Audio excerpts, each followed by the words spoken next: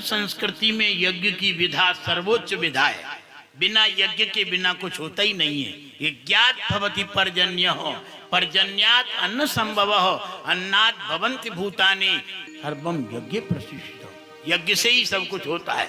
तो यज्ञ जब आप लोग करने को चलते हो, यज्ञ जब आरंभ होता है तो सबसे पहले किसकी जरूरत पड़ती है? बोलो ईमानदारी से। अरे जहाँ यज्ञ मंडप बनाया जाएगा उस जगह की सफाई कौन करेगा?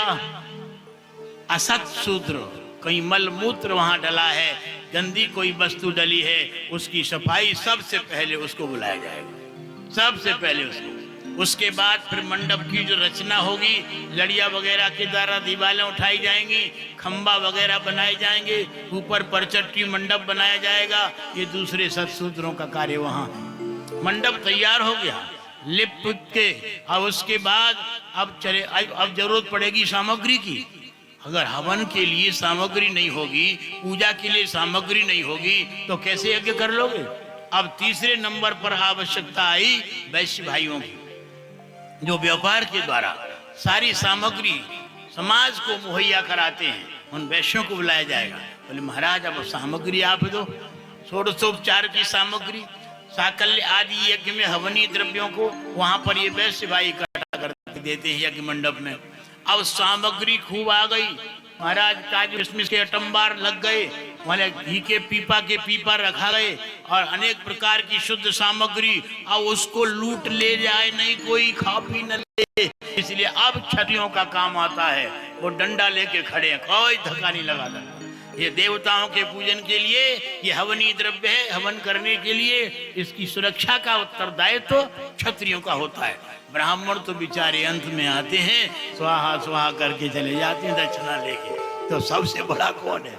सबसे बड़ा है जो सबसे पहले यज्ञ का विधा में उपयोगी होता है, वो है महत्तर।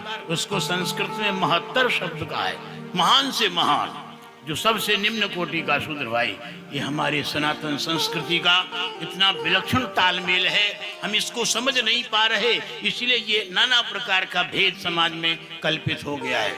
ऋषियों ने चारों वर्णों के 4 त्योहार कायम किए। शूद्र भाइयों का त्योहार होली है। होली के दिन सारे शूद्रों को गले लगाने का शास्त्र ने आदेश दिया है, उनके दुख दर्द सुनने का आदेश दिया है। उच्च वर्ग के जितने भी लोग हैं शूद्र भाइयों के दुख दर्द को सुने, गले लगे, उनके हर प्रकार की अच्छे बुरे काम में सहयोगी बने। उस दिन सारी बात, होली का त्योहार शूद्र भाइयों के लिए बनाया। उस दिन किसी प्रकार का कोई भेदभाव, सारी मर्यादाओं को खत्म करके सबको गले से गले लगाने का विधान शास्त्र करता है। एक त्योहार शूद्रों का और दूसरा त्योहार है वैश्य भाइयों का। वैश्य भाइयों का त्योहार दीपावली है। दिवाली के दिन ये बही खाता, लक्ष्मी आदि इन सब का पूजन, ये वैश्य भाइयों का त्योहार है। और दशहरा हथियारों का पूजन होता है और सीमोंतन लंघन होता है, ये दशहरा क्षत्रियों का त्योहार है। और ब्राह्मणों का त्योहार श्रावणी कर्म है।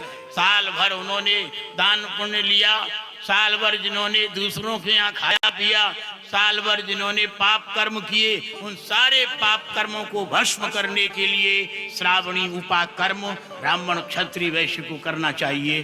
श्रावणी कर्म किसी जलाशय के किनारे या गंगा नर्मदा आदि के किनारे श्रावणी कर्म जो करता है, ब्राह्मण भाइयों का त्योहार है। वो स्वयं अपने आप को तपस्या के द्वारा, श्रावणी कर्म के द्वारा निष्पाप साबित करते हैं और उनके आश्रित जो क्षत्रिय वैश्य हैं उनके लिए भी श्रावणी कर्म करा के साल भर के पापों को दूर करा देते हैं। ब्राह्मण भाइयों का श्रावणी कर्म है, क्षत्रियों का दशहरा है, वैश्य भाइयों की दिवाली है और शूद्रों की होली है।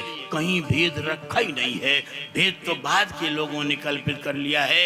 एक दूसरे के पूरक है, एक दूसरे के बिना। जैसे महाराज साइकिल की चैन के अंदर जो कड़ियां होती हैं, उनमें से एक ही कड़ी अलग हो जाए तो साइकिल का चलना मुश्किल हो जाएगा। ऐसे ही संसार के संचालन के लिए, ये व्यवस्था समाज की मुहैया कराने के लिए चारों वर्ण एक दूसरे के पूरक हैं। अगर एक ही गड़बड़ हो जाए तो समाज की व्यवस्था चल पाना बड़ा कठिन हो जाएगा।